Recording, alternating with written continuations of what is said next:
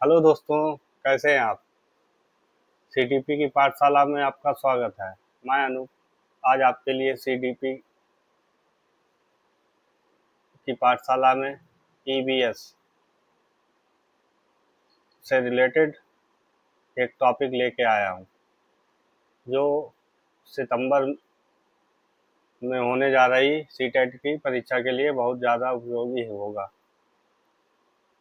आज मैं आपके लिए पशु पक्षी एवं पक्षी जगत एनिमल किंगडम से रिलेटेड एक संपूर्ण अभ्यास लेके आया हूँ। इसमें जो पहला स्नेक से रिलेटेड है सांप। मतलब हमारे भारत में कहाँ कितने प्रकार के सांप पाए जाते हैं और उनमें कुछ मोस्ट इम्पॉर्टेंट होते हैं, वही मैं आज आपको पढ़ाने जा रहा हूँ।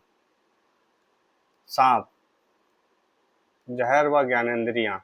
जैसे हमारे भारत में 4 जहरीले सांप पाए जाते हैं। नंबर 1 नाग, करोत, दुबुई एवं अफाई। ये मेन 4 प्रकार के सांप हमारे भारत देश में होते तो बहुत हैं, मगर ये 4 ज़्यादा इम्पोर्टेंट होते हैं। इन्हीं से ज़्यादातर सवाल या मतलब परीक्षा में पूछे जाते हैं। जैसे सांप के बारे में क्या क्या है इम्पोर्टेंट, जैसे खोखले दांत होते हैं। सांप के 2 खोखले जहरीले दांत होते हैं। मतलब इसमें बताया गया कि सांप के 2 खोखले दांत होते हैं, जिनसे वह अपने शिकार के शरीर में जहर प्रवेश करता है। मतलब उन्हीं जो खोखले दांत होते हैं, उन्हीं के द्वारा ही वो जहर, मतलब किसी को, मतलब अगर कहीं कोई काट ले तो उन्हीं के द्वारा ही जहर अंदर, मतलब उस व्यक्ति के अंदर प्रवेश कराता है। जैसे और इसके बारे में क्या लिखा है, भोजन की आदत। जैसे सांप के दांत नुकीले होते हैं, लेकिन वो भोजन चबाता नहीं हमेशा साबुन निकलता है। मतलब ऐसा तो है नहीं मनुष्य है कि उससे मतलब चबा के अंदर जाएगा, उसके अंदर गया बस अंदर सीधे निकल लिया। और सांप के जहर से क्या बनता है, एंटी वेनम सिरप। ये आपसे पूछा जाएगा कि सांप के जहर से क्या बनता है, तो आप लोगों को बताना है एंटी वेनम सिरप। सांप के काटने की दवा सीरम सांप के जहर से बनाई जाती है। और कल्वेरिया जनजात, जो सांप, मतलब सांप जो सपेरे होते हैं उन्हें क्या बोला जाता है, कल्वेरिया जनजात। सपेरों की प्रसिद्ध जाति होती है जो बीन व तुम्बा और खंजरी बजाने में माहिर होते हैं। आप लोगों ने देखा होगा जो लोग बीन इन बजाते हैं उन्हें ही कल्वेरिया बोला जाता है। सीटेट ट्रिप है, जैसे सांप के बाहरी कान नहीं होते, वह जमीन पर होने वाले कंपन को महसूस करके प्रतिक्रिया देता है। ये आप मतलब मोस्ट इम्पॉर्टेंट है आपके लिए। यहाँ पे एक जैसे आपसे पूछा जाएगा कि सांप के क्या कान होते हैं, नहीं, जैसे सांप के बाहरी कान नहीं होते, वो जमीन में कंपन जैसे होता है उसी के द्वारा वो मतलब चीजें मतलब जानता है कि कौन आ रहा है कौन पास आ रहा है, इसी के द्वारा वो इधर उधर भागता है। Next, sloth. स्लॉथ क्या है, जब भालू जैसे दिखने वाली जीव होता है, या स्लॉथ भालू जैसा लगता है पर भालू नहीं होता, या दिन में 17 घंटे पेड़ पे उल्टा लटक कर सोता है। और इसके बारे में क्या बताएं, शाकाहारी आहार। जिस पेड़ पर रहता है वह उसी के पत्ते खाता है और इसे कहीं और जाने की जरूरत नहीं पड़ती। तो इसके बारे में एक और बताया गया है कि यह जीवन काल एवं पेड़ परिवर्तन, इसका औसत जीवन काल कितना होता है, 40 वर्ष। इसमें लिखा है इसका जो जीवन काल होता है 40 वर्ष होता है। यह अपने पूरे जीवन केवल 8 पेड़ पर ही घूमता है। और इसके बारे में एक और बताया गया है कि सप्ताह में केवल एक बार आराम के लिए और शौच करने के लिए पेड़ से नीचे उतरता है, केवल एक बार, वरना उल्टा लटकता ही रहता है। जैसे उल्टा क्या मतलब, बहुत ही सुस्त प्राणी होता है।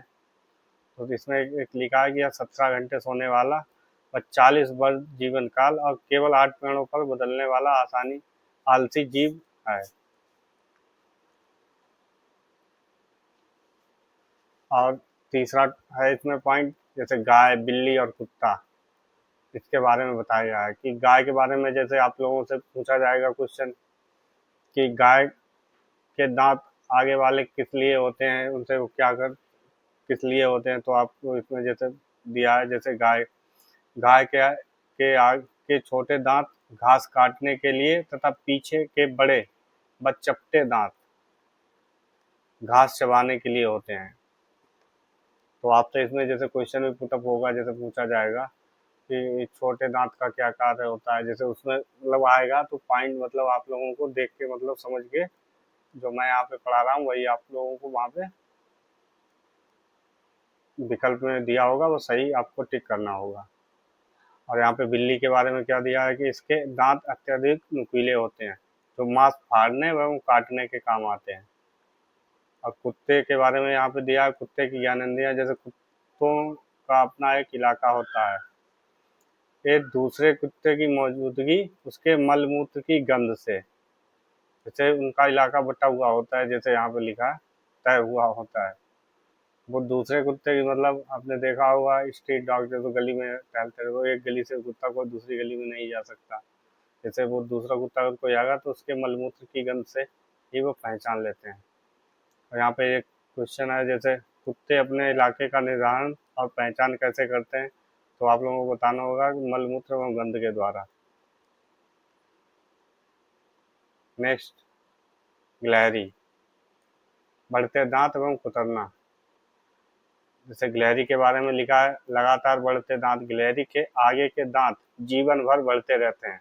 सीटेट में भी क्वेश्चन ऐसे ही पूछा जाता है कि जैसे आप लोगों को विकल्प दिया होगा गिलहरी के बारे में, और किसी में होगा किसी में नहीं होगा, तो आप जैसे गिलहरी के दांत के बारे में पूछा जाएगा तो आप लोगों को जैसे बताना होगा कि इसके दांत हैं वो जीवन भर मतलब लाइफ टाइम बढ़ते रहते हैं।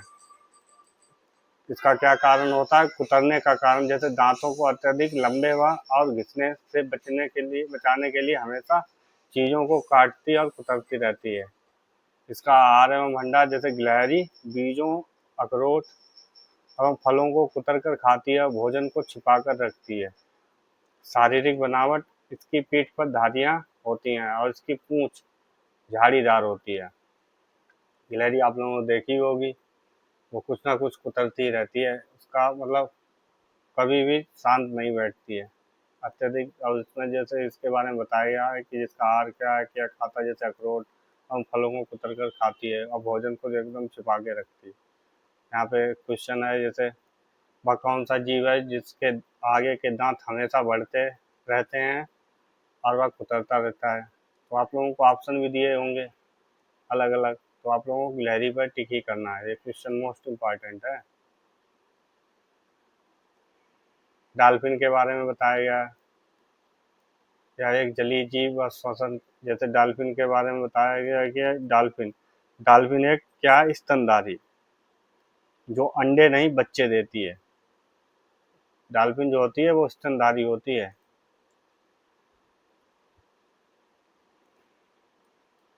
जो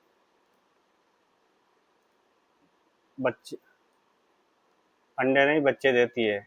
इसमें गिल्स नहीं होते, सिर पर स्थित श्वास छिद्र से वह सांस लेती है। और डॉल्फिन के बारे में एक और पॉइंट है, गंगेय डॉल्फिन या साफ मीठे पानी में पाई जाने वाली सोंस भारत का राष्ट्रीय जलीय जीव है, इसके बारे में लिखा गया है। जैसे मछली की चेतावनी और भाषा, जैसे इनके मतलब जो खतरा होता है तो ये क्या मतलब कैसे पहचानती हैं, तो इसमें लिखा है जैसे मछलियां खतरे की चेतावनी एक दूसरे को बिजली की तरंगों द्वारा देती हैं। इनके मतलब सिग्नल अंदर ही होता है, मतलब एक दूसरे को जैसे वो सिग्नल देती हैं, कुछ ना कुछ इलेक्ट्रिक सिग्नल। तो इसमें प्रश्न पूछा गया है कि मछलियां खतरे का संकेत पानी में कैसे देती हैं, तो बिजली की तरंगों द्वारा। नेक्स्ट है लंगूर या बबून, पशुओं को के चेतावनी के संकेत। इसके बारे में दिया गया, ऊंची डाल से चेतावनी, जैसे लंगूर पेड़ की ऊंची शाख पर बैठकर आते खतरे, जैसे किसी ने शेर देखा, चीता देखा, उसके खास चेतावनी की आवाज निकाल के वह दूसरों को संकेत देता है। और पक्षियों के अलग अलग काल, जैसे पक्षी भी खतरे के समय आवाज निकालते हैं, वह उड़कर आने वाले दुश्मन के लिए अलग आवाज व जमीन पर चलने वाले के लिए अलग मतलब आवाज निकालते हैं, जो और पक्षी होते हैं। और इसमें क्या है कि जब हमारे मतलब भारत में अंडमान सुनामी आई थी 2004 में, तो जानवरों के अजीब व्यवहार और चेतावनी और ध्वनियों को समझकर अंडमान के आदिवासी जनजातियों ने मतलब अपनी जान बचाई थी। तो इसमें जैसे क्वेश्चन भी पुटअप होगा, जैसे पेड़ की ऊंची डाल से खास आवाज निकालने खतरे देने वाला और कौन सा है, तो आप लोगों को जैसे उसमें कुछ और दिया होगा, तो आप लोगों को लंगूर पे ही टिक करना होगा। केंचुआ, केंचुआ क्या है, या किसान का सच्चा मित्र होता है। अगर केंचुआ नहीं, केंचुआ अगर जमीन में मतलब अगर किसी मतलब जमीन को उपजाऊ बनाने के लिए केंचुआ बहुत ही आवश्यक होता है। जैसे किसान का इसे मित्र बोला जाएगा। आजकल तो बहुत ज़्यादा ही मतलब कीटनाशक का प्रयोग हो रहा है, तो इस वजह से केंचुए मतलब देखने को भी नहीं मिल मिल पा रहे हैं। आजकल तो ज़्यादातर लोग वर्मी कंपोस्ट जो मतलब खाद होती है उसका ही मतलब इसमें मतलब केंचुए के लिए जैसे उसका ही प्रयोग किया जाता है। जैसे किसान का सच्चा मित्र, केंचुओं को किसान का सच्चा मित्र कहा जाता है क्योंकि मिट्टी की उर्वरा उर्वरता को बढ़ाता है, जमीन को नरम बनाना। जैसे केंचुए जमीन के नीचे छेद बनाता रहता है और मिट्टी को पोली व नरम हवादार हो जाती है, मतलब मिट्टी को नरम बना देता है। तो इसमें क्या लिखा है, तो नीचे छेद व बनाता रहता है जिससे मिट्टी पोली व नरम हवादार हो जाती है। और इसमें देखो केंचुआ के बारे में लिखा है वर्मी कंपोस्ट, यह सू या सूखी पत्तियों व पौधों को खाता है और इससे मल से उपजाऊ खाद बनती है। त्वचा से श्वसन, केंचुआ अपनी नम त्वचा से ही सांस लेता है। इसमें देखो क्वेश्चन भी है इसमें, केंचुआ किस प्रकार की मिट्टी को उपजाऊ बनाता है, या जमीन के में छेद बनाकर हवा व जल प्रवाह सहज करके। आप लोगों को ये याद रखना होगा। जैसे उसमें कुछ और आंसर मतलब होगा, जैसे मिट्टी को पोली नरम व हवादार कौन बनाता है, तो आप लोगों को ये याद रखना होगा।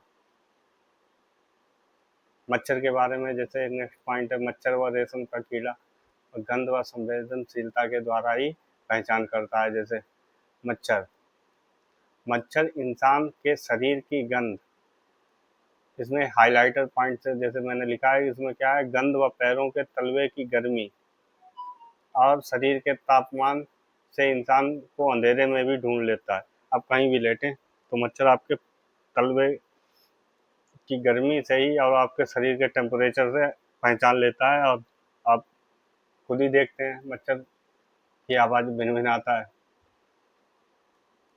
तो इसमें एक रेशम का कीड़ा, इसके बारे में बताया गया है कि रेशम का कीड़ा अपनी मादा को उसकी गंध से कई किलोमीटर दूर से ही पहचान लेता है।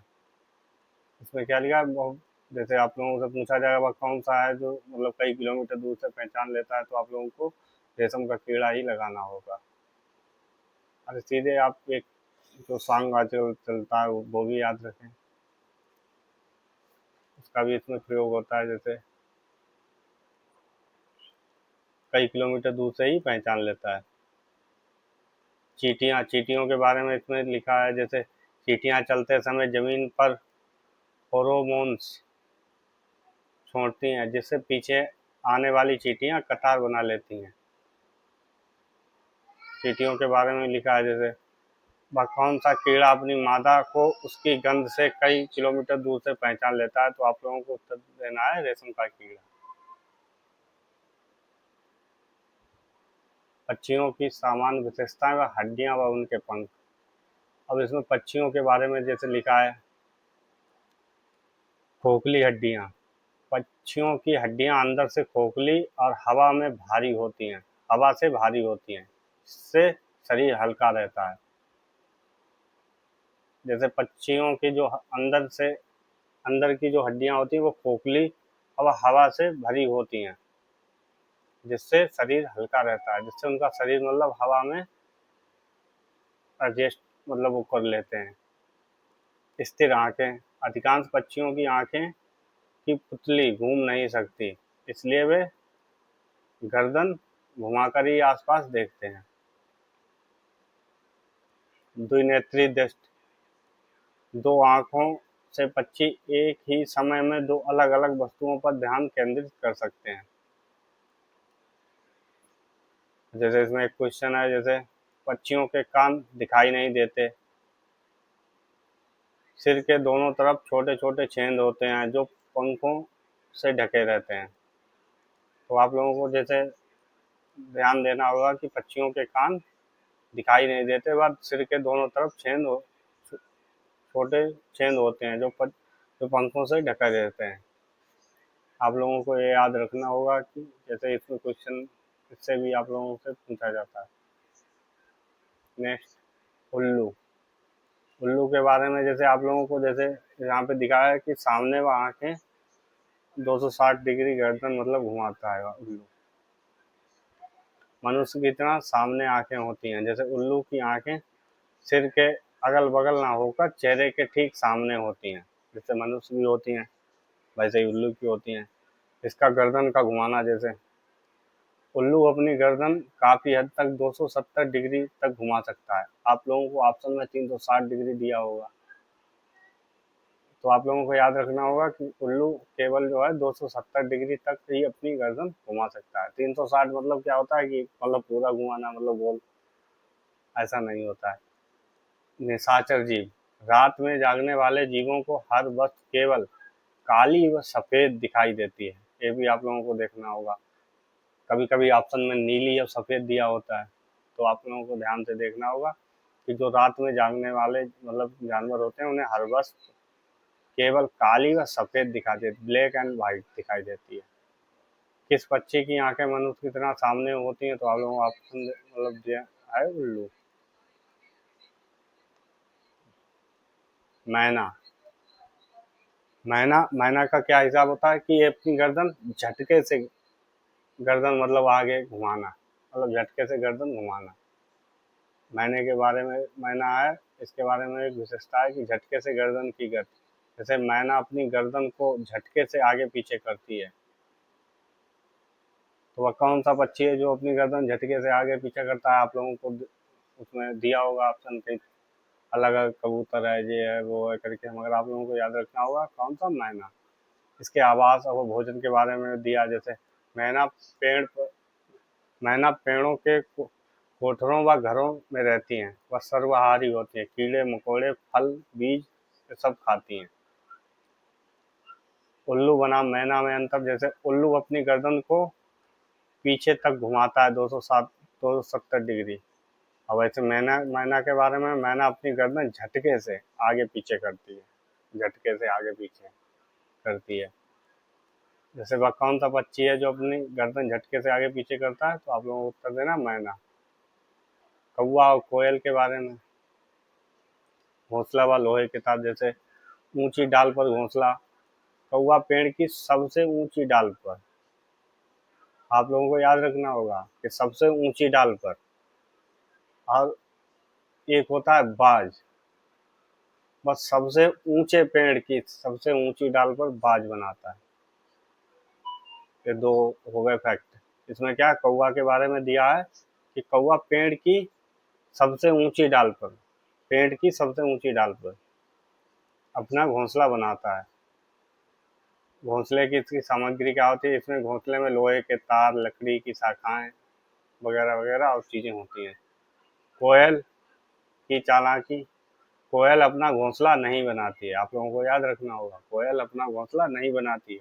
वह कौवे के घोंसले में अंडे देती है, और कौवा उन्हें अपना समझकर मतलब सेता है, पालता है। तो आप लोगों को प्रश्न भी दिया है यहाँ पे, किस पक्षी के घोंसले में लोहे की तार और टहनियाँ होती हैं? आप लोगों को देना है कौवा। बसंत गौरी एवं शक्कर खोड़ा। तने व झाड़ी के घोंसले, जैसे बसंत गौरी बारवेट, यह गर्मियों में टुक टुक की आवाज करती है और पेड़ के तने में गहरा छेद बनाकर अंडे देती है। आपने देखा होगा, टुक टुक टुक आवाज भी करती है। और पेड़ के इसके मतलब इसमें आप लोगों को पूछा जाएगा कि पेड़ के तने में गहरा छेद कौन करता है, तो आप लोगों को बारवेट या बसंत गौरी आपको बताना होगा। शक्कर खोड़ा इसे बोलते हैं सनबर्ड। यह किसी छोटे पेड़ या झाड़ी की डाल पर लटकता हुआ घोंसला बनाती है, आपने देखा होगा हैंगिंग नेस्ट।